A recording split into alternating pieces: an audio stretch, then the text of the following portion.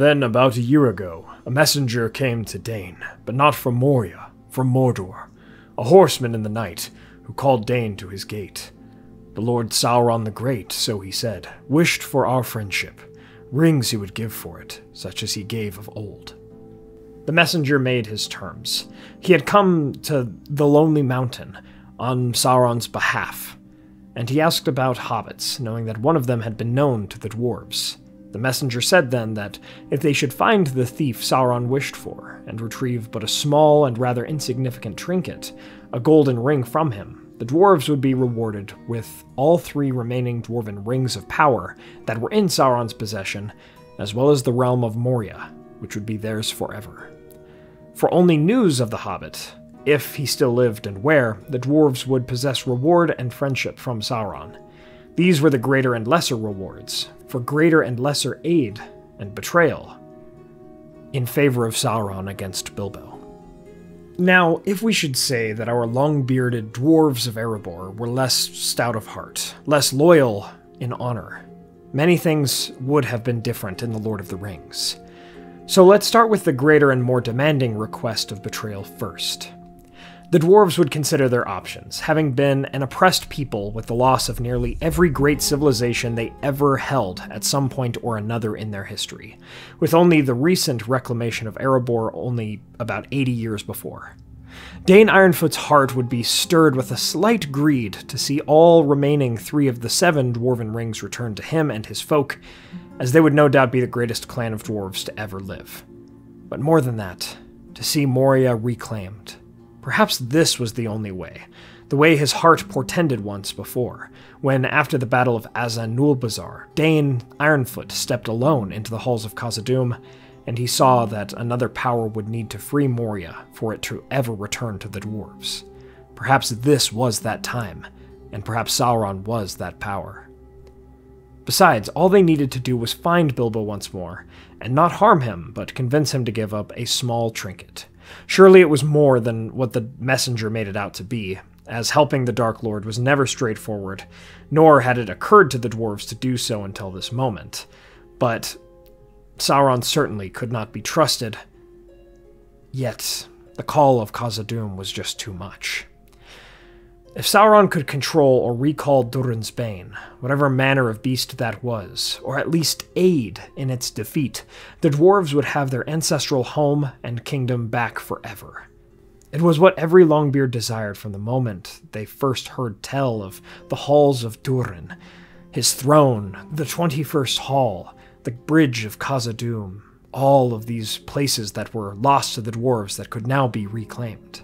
So Dain would send those that remained of Thorin's company, some friendly faces, to find the hobbit. It would be rather easy, since Bilbo had visited Erebor some years before 3017, the year it was presently at this moment, before he settled in Rivendell. So Gloin, Dwalin, Dori, Nori, Bifur, Bofur, and Bombur, who were the only remaining members of the 13 dwarves, would make the journey with a royal escort and a letter detailing part of the situation to Bilbo. Dain and his dwarves would hide the fact that the ring was connected in some way to Sauron, both for Bilbo's sake and their own. After a few months of travel, the caravan of the dwarves would reach Rivendell and be welcomed as honored guests. But he looked far older than he had nearly 20 years before when he had gone to Erebor, as if he had aged 60 years in those 20. Still, the dwarves would be glad to see him, if feeling a bit guilty for the true reason of their visit. They'd be unable to hide their request for the ring from Dain from Lord Elrond, as he would be curious why they had come. And as Dain's letter was read, Elrond would be able to detect some measure of falsehood in it, but not enough to raise more concern other than perhaps sending some sort of messages to other White Council members that the dwarves were asking for some sort of strange ring from the hobbit. Yet regardless of all of this, Bilbo would cloak his unhappiness at the request, still feeling the tinge of greed. But it would pass. As Bilbo said, the ring, a trinket really, nothing important, had been left in the Shire to his heir Frodo Baggins. If the dwarves would make a greater journey still, they should seek Bag End like they did for a particularly unexpected party many years beforehand, and talk to Frodo about it. They would find it interesting that, Much like the messenger that came to Dain from Sauron, Bilbo also downplayed the importance of the ring. Perhaps this would give them comfort. Maybe it was just a simple trinket. And maybe Bilbo would also even be comforted that the source of much of his distress throughout the years, the ring, would also not be a burden for his heir. The dwarves would be far better equipped to handle it, in his mind. So in early 3018 of the Third Age, the dwarves set off for the Shire, hoping that Frodo was as giving and generous as Bilbo always seemed to be, especially concerning Thorin and the Arkenstone, and the lessons learned there. After a shorter amount of travel, the dwarves would come at last to the Shire, and to Bag End, to Frodo. Frodo, who had not yet learned from Gandalf's findings from Minas Tirith about the ring, would be certainly excited to see them and meet them for the first time, wondering if it was now his time for adventure. The dwarves would tell him stories of Bilbo, reliving the old days, perhaps more realistically than Bilbo himself had told such tales. And then they spoke of their true reason for coming. Or again, at least part of it. They lied, saying that Bilbo's ring was needed by King Dain Ironfoot, as such a ring might have been a ceremonial possession of the old dwarves. In exchange for it, 2 carts of gold, jewels, and much more would be given to Frodo as they had, making Frodo not only the richest hobbit in the Shire, he already was, but richer than most dwarves could ever hope to be. Yet even as Frodo pulled forth the ring from where it had been hiding, he hesitated. He was not sure why. The dwarves had always been honorable, good friends to Bilbo. But there was a warning in his heart. In seeing the ring, the dwarves knew it was no simple bauble, though it looked like it. Just like Bilbo himself, there was far more to it than what met the eye. They saw, too, in it the 3 rings of the dwarves, safety for Erebor from the Dark Lord's forces, and most of all, Khazad-dûm. That was worth any treasure in the world to them. Even though Frodo hesitated and pulled back, the dwarves would pull the ring from him. But Frodo would not resist much. Once he bore it no more, a great weight lifted from his shoulders.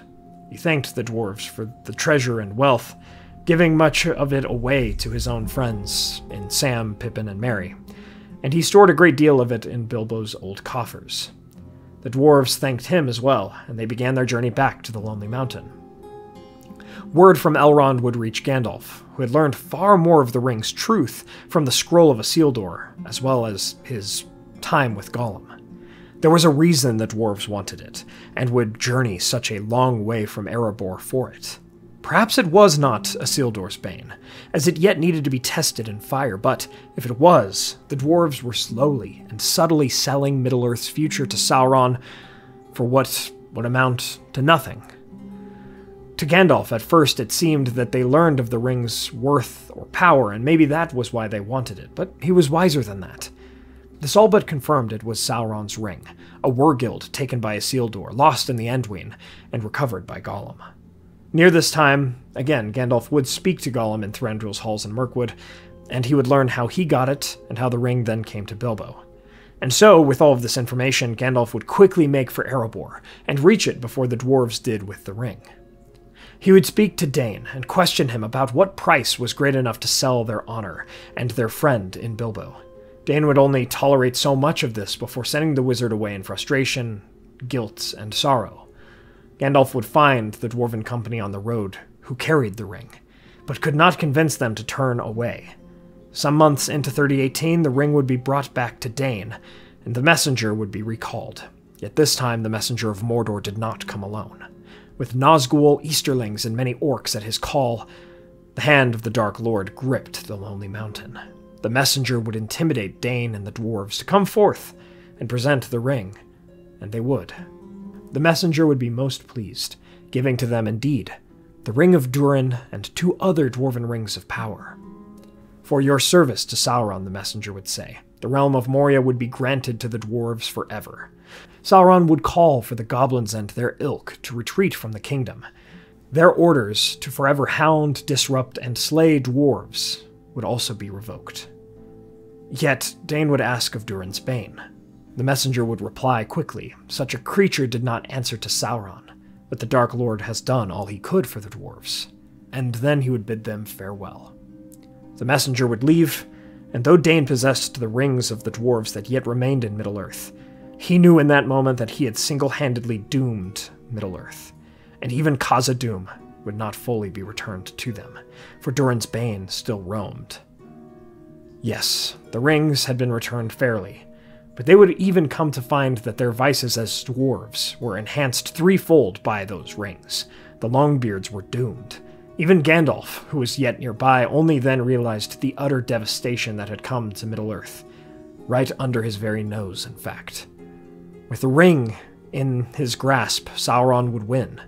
For what the Free Peoples did after this moment would be inconsequential. All for the promise of wealth, rings of power, and Moria. Now this grim outcome would only occur for the greater betrayal of the dwarves to Bilbo, the first option presented. But for the second option, the information, I foresee a less grim but still horrible outcome. While Dain would not take this ring from Bilbo, he would tell the messenger that, as far as Dain knew, Bilbo was still alive. Dain would remember then, as he spoke to the messenger the first time, that Bilbo had decided to retire to Rivendell, and he would say as much. In this, Dain felt as though that information would be perhaps of little consequence, for Bilbo was but a hobbit, and one of the most well-protected refuges in all the land. The messenger would smile and thank the dwarves, reporting this information to Sauron, though Dain was somewhat right. It helped Sauron little. It did confirm that the ring had been found, and that Bilbo was the one to have it, and that perhaps it was where Dain said. Rivendell had always been a protected land, however, a thorn in the Dark Lord's plans for Eriador. But to such a land where he approximately knew Rivendell was, he would dispatch his Nazgul the following year, and he would send word to the goblins of the mountains to find Rivendell and besiege it. The dwarves of Erebor would be placed in an interesting situation in all of this, for they were not aligned with the Dark Lord, but may not prove to be an issue to his plans in the north either. Sauron would capitalize on their immobility at the moment, and would direct all of his armies, at least the bulk of them, to move up into Eriador. For too long had that land been untamed by Sauron's evil, and even Sauron's wars in Eriador during the Second Age, as well as the Angmar War, ended in failure regarding the totality of what the Dark Lord might have accomplished in that land. Corsairs would sail up the coastline. Easterlings and Haradrim would flood through Osgiliath, into Rohan and up into Eriador, or through Mirkwood and over the mountains. Based on Dain's information, Sauron did all he could to bring havoc to the region. Yet once again, the ring was actually not at Rivendell. But that would hardly matter. Gandalf would surely soon discover that they sought for Bilbo, leading him to know that Frodo's ring was certainly that of the enemy. They would need to depart the Shire, but not for Rivendell. The ring would be forced out of the Shire and out of Eriador, yet many of the southern passages were overrun with Sauron's forces heading north. Though Gondor and Rohan disputed against them as they could, many forces still made their way into the north. Rivendell would remain hidden for some time, but not forever. Gandalf, Frodo, Strider, and the three other hobbits would need to capitalize on this moment, or all hope was lost. They would perhaps take the road southeast as they could, or perhaps one way over the Misty Mountains.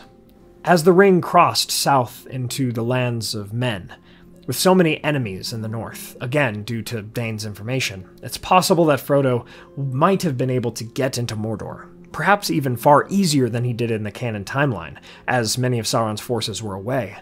But would he have been able to destroy it?